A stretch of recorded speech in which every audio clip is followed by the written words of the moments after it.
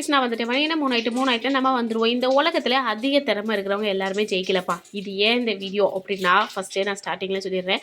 நேற்று எனக்கு ஒரு கமெண்ட் வந்துச்சு. என்ன கமெண்ட் பார்த்தீங்கன்னா, அக்கா என்னால் தைரியமாக யார்கிட்டையும் பேசவே முடியல, ரொம்ப பயமாகவே இருக்குது, என்னால் மெச்சூராகவே நடந்துக்க முடியல அப்படின்னு சொல்லிட்டு கேட்டாங்க. அவங்களுக்கு வந்து 30 வயசுக்கு மேலே ஆச்சு. பட் ஆனால் மெச்சூரிட்டிங்கிறது ரொம்ப கம்மியாகவே இருக்குது. எனக்கு ஏதாவது ஒரு வீடியோ போடுங்கக்கான்னு சொன்னாங்க. ஸோ மெச்சூரிட்டி லெவல் நம்மளை வந்து இன்க்ரீஸ் பண்ணுறதுக்கும் நம்மகிட்ட இருந்து தைரியத்தை வரவழைக்கிறதுக்கு மட்டும்தான் இந்த வீடியோ. ஸோ வீடியோவை ஸ்கிப் பண்ணாமல் பாருங்கள். இந்த வீடியோ முடியும் போது நீங்கள் நான் அடித்து சொல்கிறேன், இந்த வீடியோ முடியும் போது கண்டிப்பாக நீங்கள் ஒரு புது மனுஷனாக தான் இருப்பீங்க. சரியா? இப்போ வாங்க வீடியோக்குள்ளே போகலாம். இந்த உலகத்தில் அதிக திறமை இருக்கிறவங்க எல்லாருமே ஜெயிக்க மாட்டாங்கப்பா. ஆனால் அதிக தைரியம் உள்ளவங்க மட்டும் வாழ்க்கையை மாற்றி எழுதிடுவாங்க. பயம் இந்த ஒரு வார்த்தை எத்தனை கடவுளை வந்து கொண்டிருக்கு தெரியுமா? சொல்லப்போனால் நானே எவ்வளோ யோசிப்பேன் தெரியுமா? இது செய்யவா வேண்டாமா, இது செஞ்சால் யாரும் என்ன சொல்லுவாங்க, அவங்க என்ன சொல்லுவாங்க, இவங்க என்ன சொல்லுவாங்க, இப்படியே நான் நிறைய இழந்திருக்கேன் அப்படின்னு சொல்லலாம். இப்போவும் நான் பயந்துக்கிட்டு தான் இருந்திருக்கிறேன். பட் இப்போ கொஞ்சம் தெளிவு வந்துருச்சு அப்படின்னு சொல்லலாம். வயசாக நமக்கு ஒரு மெச்சூரிட்டி வரும் பார்த்தீங்களா, அந்த மெச்சூரிட்டி வந்துருச்சு அப்படின்னு சொல்லலாம். ஒரு பிஸ்னஸ் தொடங்குறதுக்கு பயம், தன்னோட காதலை சொல்கிறதுக்கு கூட பயம், ஒரு வேலைக்கு அப்ளை பண்ண கூட பயம். என்ன நினைப்பாங்க தெரியுமா? இந்த வேலைக்கு அப்ளை பண்ணிட்டு நமக்கு கிடைக்காட்டா என்ன செய்ய முடியும் அப்படின்னு கேட்பாங்க. பிஸ்னஸ் ஆரம்பிக்கும் போது இந்த பிஸ்னஸை வந்து ஸ்டார்ட் பண்ணிவிட்டு அப்புறம் அது வந்து ஒழுங்காக ஓடலைன்னா என்ன செய்ய அப்படின்னு கேட்குறது. ஒரு முடிவு எடுக்கிறதுக்கு அவ்வளோ பயப்படுவாங்க. நல்ல ஞாபகம் வச்சுக்கோங்க, உங்கள் வாழ்க்கையை அழிக்கிறது தோல்வி கிடையாது, தைரியம் இல்லாது தான். ஸோ கண்டிப்பாக தைரியமாக இருந்து தான் ஆகணும். இந்த வீடியோ முடியும் போது நீங்கள் இருந்த அதே மனுஷனாக இருக்க மாட்டீங்க. திரும்பவும் சொல்கிறேன், இந்த வீடியோ உங்களுக்குள்ள பெரிய மாற்றத்தை கொண்டு வரும். ஸோ வீடியோவை ஸ்கிப் பண்ணாமல் பாருங்கள். நிறைய பேர் வீடியோவை லைக் பண்ணாமல் பார்த்துட்ருக்கீங்க. லைக்கு, ஷேரும், சப்ஸ்கிரைப் பண்ணிக்கோங்க. முக்கியமாக ஹைப் பட்டனை அமைக்கிக்கோங்க. ஏன்னா நம்மளை மாதிரி நிறைய தெரியாத பிள்ளைங்களாம் இருப்பாங்க பார்த்தீங்களா, அந்த பிள்ளைங்க எல்லாத்துக்குமே இது கொண்டு போய் சேர்க்குறது நம்மளுடைய கடமை. நம்மளால் முடிஞ்ச ஒரு சின்ன ஹெல்ப், அவ்வளோதான். சரியா? இப்போ வாங்க வீடியோக்குள்ளே போகலாம். ஃபஸ்ட்டு பாயிண்ட், மொத்தமே 4 பாயிண்ட் தான்ப்பா சொல்ல போகிறேன். சும்மா வள கொலன்லாம் நான் இழுக்கல. மொத்தமே வெறும் 4 பாயிண்ட் தான். இதிலேயே நீங்கள் ஜஸ்ட்டு இந்த 4 பாயிண்ட்லேயே நீங்கள் வந்து செம்ம மெச்சூராக மாறிடலாம். யாரும் உங்களுக்கு வந்து தைரியம் கொடுக்க மாட்டாங்க. நீங்கள் எப்போவுமே யாராச்சும் என்னை ஊக்கப்படுத்தணும்னு காத்துக்கிட்டே இருந்தீங்கன்னா உங்கள் வாழ்க்கை முழுசுமே காத்துக்கிட்டே தான் இருக்கணும். ஏன்னா எவனும் வந்து நமக்கு தைரியம் கொடுக்கவே மாட்டான். தைரியம் வாங்குகிற பொருள் கிடையாது. நல்லா தெரிஞ்சுக்கோங்க, உங்களுக்குள்ளே உருவாக்கக்கூடிய சக்தி. நீங்கள் தான் அந்த தைரியத்தை உங்களுக்குள்ளே உருவாக்கணும். எப்போ பார்த்தாலும் என்னால் முடியாதுன்னு சொல்கிறத விட்டுட்டு என்னால் மட்டும்தான் முடியும், சரி ட்ரை பண்ணி பார்ப்போமேன்னு சொல்லிட்டு ஒரு இதில் நீங்கள் இறங்கிட்டீங்கன்னா அதுலேருந்து நீங்கள் பின்வாங்கவே மாட்டீங்க. ஏன்னா அதில் இருக்க நெளிவு சுழிவு எல்லாமே உங்களுக்கு தெரிய ஆரம்பிச்சிடும். ஸோ ஒரு நாள் உங்களையே நீங்கள் காப்பாற்ற வேண்டிய நிலை வரும். அன்னைக்கு யாருமே காப்பாற்ற வரமாட்டாங்க. அப்படி காப்பாற்ற வர யாருமே இல்லாட்டாலும் கூட அந்த இடத்துலேருந்து நீங்கள் தைரியமாக எந்திக்கணும்னா உங்களுக்குள்ளே இருக்கிற அந்த பயம் போகணும். சரியா? 2வது விஷயம், டெய்லி ஒரு பயத்தை வந்து உடச்சிருங்க. பயம் தன்னால் போகாதுப்பா, நல்லா தெரிஞ்சுக்கோங்க. நம்ம பயத்தை விட்டுறோம் நீங்கள் நினச்சிக்கிட்டே இருந்தால் கண்டிப்பாக போகாது. அதை நீங்கள் தான் விளக்கமாத்த எடுத்து துரத்தணும். பேச பயமாக இருக்கா, துணிஞ்சு பேசுங்க. தொடங்கவும் பயமாக இருக்கா, தைரியமாக ஸ்டார்ட் பண்ணுங்கள். என்ன நடந்தாலும் நடக்கட்டும்டா, பார்த்துக்கலாம்டா, போங்கடா அப்படின்ட்டு. தோல்வி பயமாக இருக்கா, ஒரு தடவை தோற்று தான் பாருங்களேன். அதுக்கப்புறம் தோல்வியை கண்டு பயப்பட மாட்டோம். என்ன தடவை சொல்லுவோம், யாருக்குமே நான் தோற்றுருக்கேன், இது என்ன ஒரு பெரிய விஷயமா, கண்டிப்பாக என்னால் முடியும், நான் ஜெயிச்சு காட்டுறேன்.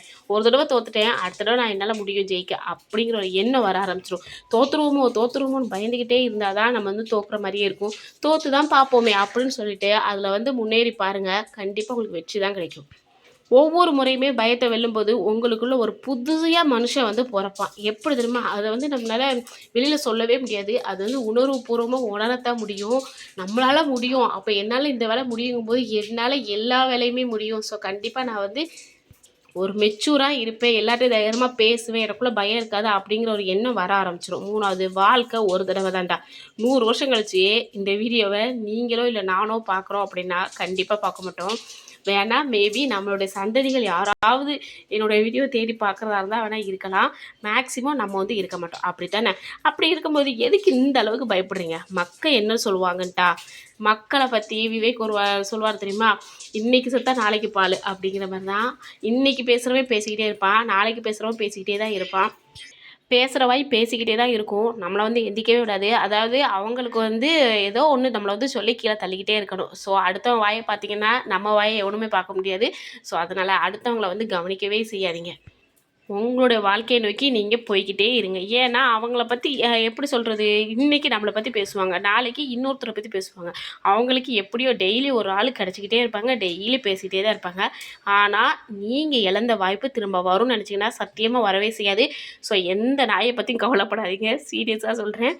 நீங்கள் பாட்டு உங்களுடைய இலக்கில் முன்னேறி போய்கிட்டே இருங்க. வெற்றி நமதே அப்படின்ட்டு ஒரு கட்டத்தில் நீங்களே சொல்லுவீங்க, ஜெயிச்சுட்டோம் மாறா அப்படின்னு சொல்லிட்டு.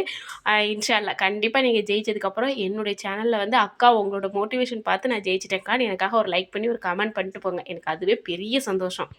ஏன்னா உங்களுக்கே தெரியும், நம்மளோட வீடியோஸ் எல்லாமே நம்ம சொந்த லைஃப்பில் நடக்கிறத மட்டும்தான் ரியலாக மோட்டிவேஷனாக சொல்லுவேன். என்ன மாதிரி யாருமே சொல்லித்தரக்கு ஆள் இல்லைன்னு கவலைப்படக்கூடாது.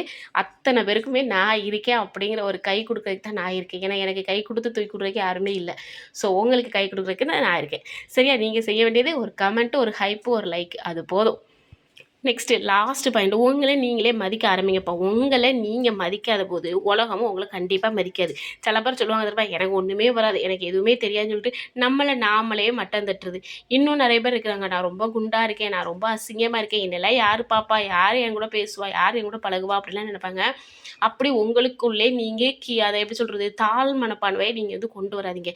ஏன்னா கடவுளோட படைப்பில் ஒவ்வொருத்தருமே ஒவ்வொரு திறமை இருக்கும், ஒவ்வொருத்தருக்கும் ஒவ்வொரு அழகு இருக்கும். அதை வந்து நம்ம பார்க்குற கண்களை, ரசிக்கிற கண்களை பொறுத்து யாருமே என்னை ரசிக்கிறேன்னு கவலைப்படவே செய்யாதீங்க. உங்கள் தாய் தகப்பன் இருக்காங்க, அவங்களுக்கு நீங்கள் அழகாக தான் தெரிவிங்க. உங்களை ரசிக்கிறதுக்குன்னு ஒரு ஆள் கண்டிப்பாக பிறந்து வரும், அந்த ஆள் நம்மளை வந்து ரசிக்கும் அப்படின்னு மட்டும் நீங்கள் நினைங்க.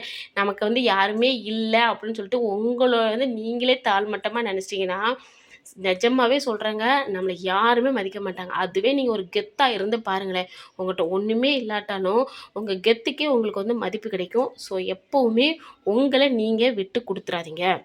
உங்கள் வார்த்தைக்கு மதிப்பு வேணும்னு நீங்கள் நினச்சிங்கன்னா ஃபஸ்ட்டு நீங்கள் வந்து தைரியமாக இருங்க. முதல்ல உங்கள் மனசுக்கே நீங்கள் கொடுத்த வாக்குறுதியை காப்பாற்றுங்க. ஒரு சின்ன சின்ன விஷயமா இருந்தாலும் சரி, செல்ஃப் ரெஸ்பெக்ட் இருக்கணும். நிறைய பேர் செல்ஃப் ரெஸ்பெக்ட்னால் என்னன்னே தெரியலைங்கிறீங்க. கண்டிப்பாக அடுத்த வீடியோ வந்து செல்ஃப் ரெஸ்பெக்ட் மட்டுமே வச்சு நான் போடுறேன், சரியா? ஏன்னா நிறைய செல்லக்குட்டீஸ் சொல்கிற வார்த்தை என்னென்னா, அக்கா செல்ஃப் ரெஸ்பெக்ட்னால எனக்கு என்னென்னு சரியாக தெரிய மாட்டேங்குதுக்கா, இதுக்கு என்னக்கா அர்த்தம், இது எப்படிக்கா நம்ம வந்து கொண்டு வரணும்னு கேட்டுகிட்டே இருக்கீங்க. ஸோ செல்ஃப் ரெஸ்பெக்ட் பற்றி நான் இன்ஷால்லா அடுத்த வீடியோவில் நான் உங்களுக்கு வந்து சொல்கிறேன். நல்லா புரிஞ்சுக்கோங்கம்மா, செல்ஃப் ரெஸ்பெக்ட் இருக்கிற இடத்துல பயம் வந்து ரொம்ப நேரத்துக்கு தங்காது. போடா பார்த்துக்கலாம் அப்படிங்கிற ஒரு எண்ணம் வர ஆரம்பிச்சிடும். எப்போ அந்த ஒரு எண்ணம் வருதோ அப்போ நம்ம ஜெயிச்சிட்டோம் அப்படிங்கிறத அர்த்தம். லாஸ்ட்டாக இந்த உலகத்தில் தோற்றுக்கிட்டே இருக்கிறவங்களுக்கும் ஜெயிச்சுக்கிட்டே இருக்கிறவங்களுக்கும் ஒரே ஒரு வித்தியாசம் தான். என்ன தெரியுமா? ஒருத்தன் பயத்தை வந்து நம்புவான், இன்னொருத்தன் தன்னைத்தானே நம்புவான். இதில் நீங்கள் யார் அப்படிங்கிறத நீங்கள் உங்களுக்குள்ளே கேட்டுக்கோங்க. பயத்தை மட்டுமே நம்பிக்கிட்டு இருந்தோம்னு வைங்களேன், லைஃப் லாங் நம்ம பயந்துக்கிட்டே இருக்க வேண்டியதான். தெனாலிராமன் மாதிரி எலியை கண்டாலும் பயம், புளியை கண்டாலும் பயம் நம்ம இருக்க வேண்டியதான். தன்னைத்தானே நம்பி என்னால் முடியும் நீங்கள் எந்திக்க ஆரம்பிச்சிட்டிங்கன்னா அதுதான் மெச்சூரிட்டி. இன்னையிலேருந்து நீங்கள் வந்து தைரியமாக ஸ்டார்ட் பண்ணுங்கள். ஒரு நாள் உலகமே சொல்லும், எம்மாடி இவ திமிர் பிடிச்சவாங்கிற ஒரு இதை விட இவ சாதாரண மனுஷே கிடையாது, இவ தைரியசாலி, இவ என்ன நினச்சாலும் அதை சாதிச்சிருவா தெரியுமா, எப்பா இவ எப்பேற்பட்ட ஆளுன்னு உனக்கு தெரியல அப்படின்னுவாங்க. ஸோ பயந்தான் உங்களுடைய எதிரி. அந்த பயத்தை மட்டும் விளக்கமாத்த எடுத்து விரட்டி விட்டிங்கன்னா நீங்கள் வந்து நிம்மதியாக உங்களோட வாழ்க்கையை வந்து ஸ்டார்ட் பண்ணலாம். தைரியம் வந்துருச்சுன்னு வைங்க, வாழ்க்கையும் ஃபுல்லாக மாற ஆரம்பிச்சிரும்.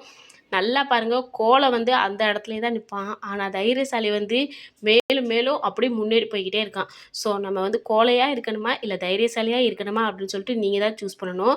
உங்கள் வாழ்க்கையே மாத்திரம் ஒரு மிகப்பெரிய ஆயுதங்கிறது தைரியம் தான். இதை மட்டும் நீங்கள் செஞ்சு பாருங்கள், பயம் உங்களை விட்டு ஓடியே போயிடும். ஸோ கண்டிப்பாக ட்ரை பண்ணி பாருங்கள். இது நிறைய பேர் தெரியலை, நீங்கள் சொன்ன காரணத்துக்காக தான் நான் இந்த வீடியோ வந்து மேக் பண்ணியிருக்கேன். இப்போ உங்களுக்கு புரிஞ்சிருக்கும் நான் நம்புகிறேன். எப்படி நம்ம வந்து தைரியமாக இருந்தால் நம்ம வந்து நிம்மதியாக வாழலாம், சந்தோஷமாக இருக்கலாம், நம்மளோட பயத்தை எப்படி போக்கணும் அப்படிங்கிற எல்லா டீட்டெயிலுமே சொல்லியிருப்பேன். வீடியோ உங்களுக்கு பிடிக்கும்னு நம்புகிறேன். இதில் எந்த பாயிண்ட்டு பிடிச்சிருக்கு அப்படின்னு சொல்லிட்டு ஒரு லைக் பண்ணிட்டு அதை வந்து கமெண்ட்லேயும் பண்ணிடுங்க. ஏன்னா நிறைய பேர் அதை கூட உட்காந்து யோசிக்க ஆரம்பிப்பாங்க, 4 பாயிண்ட் இருக்குது, இதில் எது நமக்கு ரிலேட் ஆகுது அப்படின்னு கூட தெரியாமல் இருப்பாங்க. ஏன்னா ஒரு வீடியோவில் வந்து முதல்ல வீடியோ பார்க்குறாங்களோ இல்லையோ அதை பவுஸ் பண்ணி வச்சுட்டு கீழே இருக்க கமெண்ட்டை பார்த்து தான் நிறைய மக்கள் நிறைய விஷயம் கற்றுக்குறாங்க. ஏன் நானே அப்படித்தான் செய்வேன் அப்படின்னே சொல்லலாம். ஒரு வீடியோ பார்க்குறேன்னா அதை கட் பண்ணி வச்சுட்டு ஃபஸ்ட்டு போய் கமெண்ட் பார்ப்போம், கமெண்ட்டில் என்னெல்லாம் இருக்குது அப்படின்னு சொல்லிட்டு. ஸோ கமெண்ட் நல்ல விதமாக கொடுங்க, எல்லா மக்களும் நல்லா இருக்கட்டும், நம்மளும் நல்லா இருப்போம். நம்மளுடைய தாரக மந்திரமே அதுதான், எல்லாரும் நல்லா இருந்தால் நம்மளும் கண்டிப்பாக நல்லா இருப்போம். ஸோ பயத்தை வந்து விட்டு ஒழிங்க, நிம்மதியாக இருங்க, தைரியமாக இருங்க. 30 வயசுக்கு மேலே ஆயிடுச்சு, எனக்கு மெச்சூரிட்டியே இல்லை அப்படின்னு சொல்லிட்டு கவலையே படாதீங்க. எல்லாருக்குமே மெச்சூரிட்டி இருக்கும், அதை வந்து வெளியில் கொண்டு வரணும், அவ்வளோதான். ஸோ செல்ஃப் ரெஸ்பெக்ட் ரொம்பவே முக்கியம். அதை பற்றி நாளைக்கு நான் வீடியோ போடுறேன். உங்களுக்கு டேக் பண்ணியிருக்க பொருள் ஏதாவது தேவைப்பட்டுச்சுன்னா கண்டிப்பாக டேக்கில் பண்ணியிருக்கிறத போய் ஆன்லைனில் போய் பர்ச்சேஸ் பண்ணிக்கோங்க. ரொம்ப ரொம்ப கம்மியான ப்ரைஸில் தான் கொடுத்துருக்குறேன். வீடியோ பிடிச்சா லைக் பண்ணுங்கள், ஷேர் பண்ணுங்கள், கமெண்ட் பண்ணுங்கள், சப்ஸ்கிரைப் பண்ணுங்கள். இதே மாதிரி இன்னொரு வீடியோவில் யூஸ்ஃபுல்லான வீடியோவில் நாளைக்கு நான் உங்களை சந்திக்கிறேன். டாடா, பைமா.